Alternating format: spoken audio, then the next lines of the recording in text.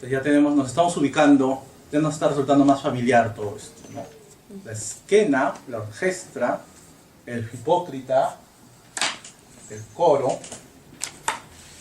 y se dice que hay dos personajes que trabajaron así, dos autores de historias que presentaron esto, que se llaman Tespis y Frínico.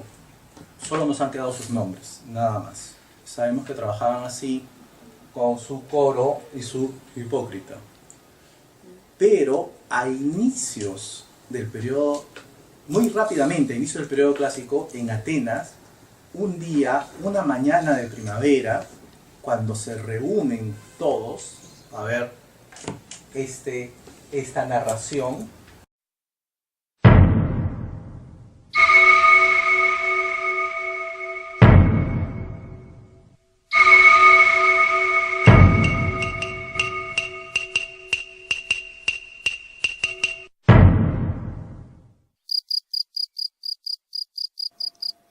The origin of theatre might be found in the ritual circle or rectangle, the orchestra or dancing place laid out at the foot of a hill.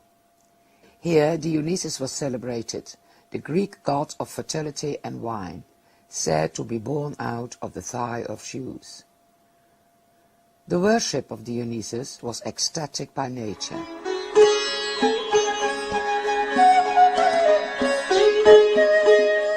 In the 6th century BC, the celebration became formalized and ritualized. Women were not allowed anymore to participate.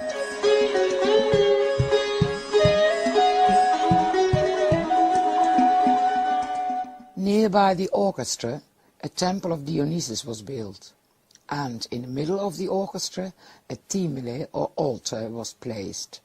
And it is thought that the celebration started with the sacrificing of a goat, called tragos.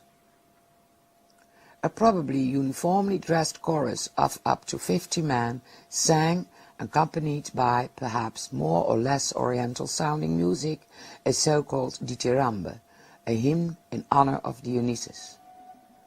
Symbolic gestures of the chorus dance seem to have been closely related to the words that were sung.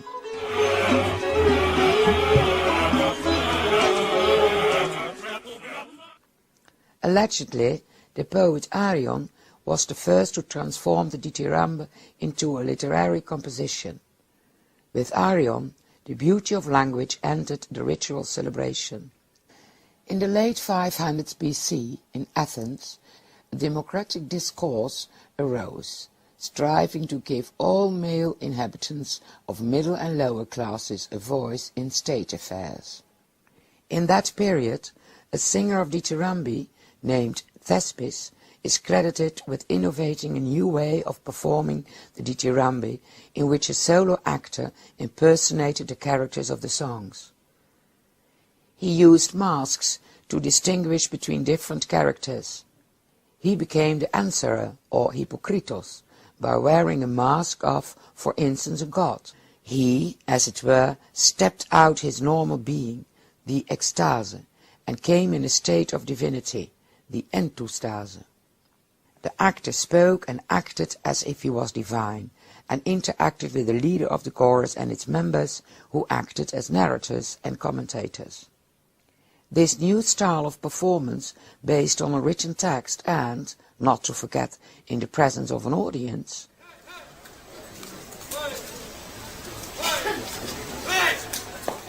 may have marked the birth of theatre as we know it today.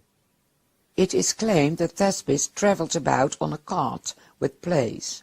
This could mean that he performed in several Greek towns. This itinerant theatre is kept up until long after the Middle Ages.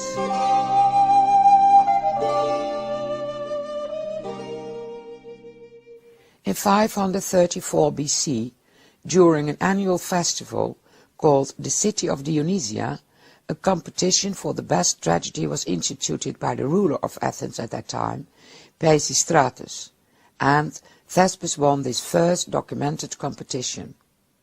Thespis' pupil, Phrynichus, was credited with introducing into drama female characters, played by men wearing female masks. He also introduced contemporary subjects. He won the competition with the Phoenice, who celebrated the defeat of the Persian king Xerxes at the sea battle of Salamis. However, none of his works, nor that of any other dramatist from the 6th century BC, have survived. In the 5th century, the City Dionysia festival became very popular in Athens. Temporary wooden tiers of benches were built up on the side of the Acropolis. Note the rectangular shape of the orchestra. During the festival, a rectangular building called the Xkene, meaning tent or hut, was erected behind the orchestra, where the actor, who played several roles, could change his costume and mask. Perhaps the Xkene itself served to represent the location of the place, usually set in front of a temple, palace or house. Typically, there were 2 or 3 doors in the Xkene that led out onto the orchestra, and from which the actor probably could enter and exit. Only much later, in the 4th century BC, the Xkene became a permanent stone structure. Of all the hundreds of tragedies known to be written in the 5th century, 32 tragedies of only 3 playwrights have survived. The first of these playwrights was Aeschylus. He diminished the importance of the chorus and reduced it to 12 men. He probably innovated a second actor, thus making dialogue between characters possible. Each of the 2 actors usually played more than one role, including female characters. They wore always painted masks made of perishable linen, cork or lightweight wood.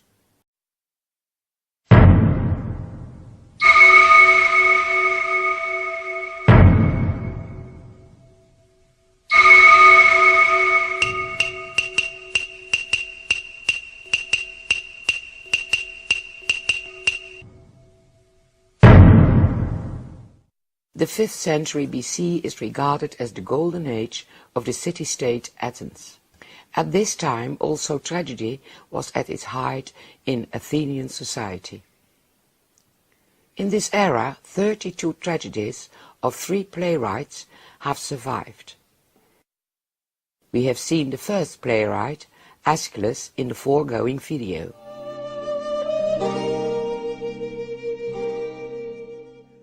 Sophocles, the second playwright, is credited with the introduction of a third speaking actor.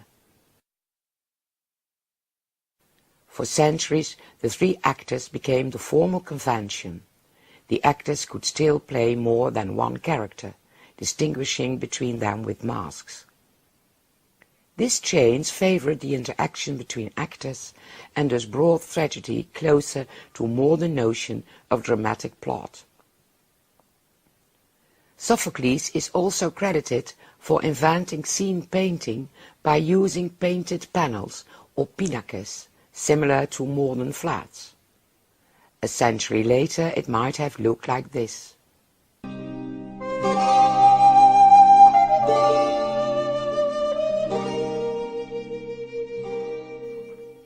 Sophocles is regarded as the most skillful of the 3 dramatists. His play, Oedipus Rex, or King Oedipus, is often called the most perfect Greek tragedy, although, by exception, he did not win the city of Dionysia with this play. Compared to Aeschylus, Sophocles created more complex and psychologically well-motivated characters. We now see a famous scene of Oedipus Rex, in which Oedipus fully realizes that he killed his father and married his mother. Aristotle called this change from ignorance to knowledge anagnorisis. What more do you want to know? This man here was asking you about a child. Was it you who gave him that child? Was it? Yes, it was me. I wish I'd died that day. If you are that man, sir, the boy my friend took to Corinth, You were marked out for suffering from the day you were born.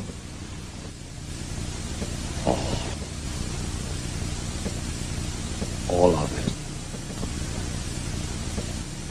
I know it all now. Nothing left to find.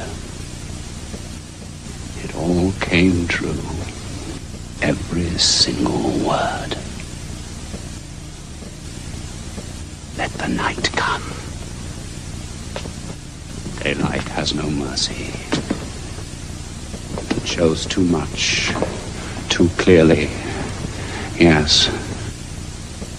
My parenthood, a crime. My marriage, a crime. And that murder committed on my own father. I see it all now.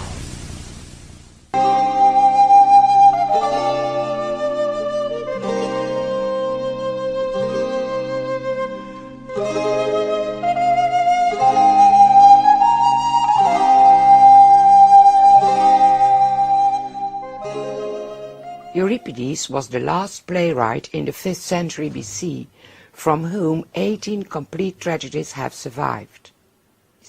His plays foreshadow the ultimate form of drama as we know it today by employing a more naturalistic or human approach in contrast to the remote scale and the formalized conventions used by both other playwrights.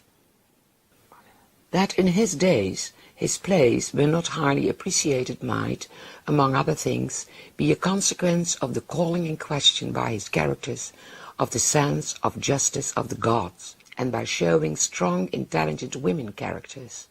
Here an example of a strong woman in perhaps his masterpiece, Medea, winning only the 3rd prize at the Dionysia. Medea, a foreign princess, is just now ordered into banishment by Creon, the king of Corinth. She has to leave behind an adulterous husband, Jason, who wants to marry the daughter of the king. Corinth is not well ruled, the city where even a woman, even a foreigner, suffers unjustly the rods of power, is not well ruled. What haven, what sanctuary, where will you wander?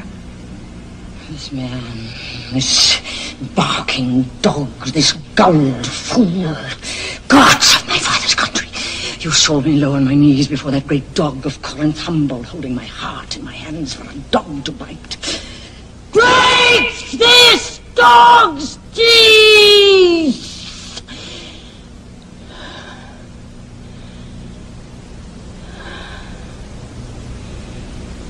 Women, it is a bitter thing to be a woman. A woman is weak for warfare. She must use cunning. Men boast their battles. I tell you this, and we know it.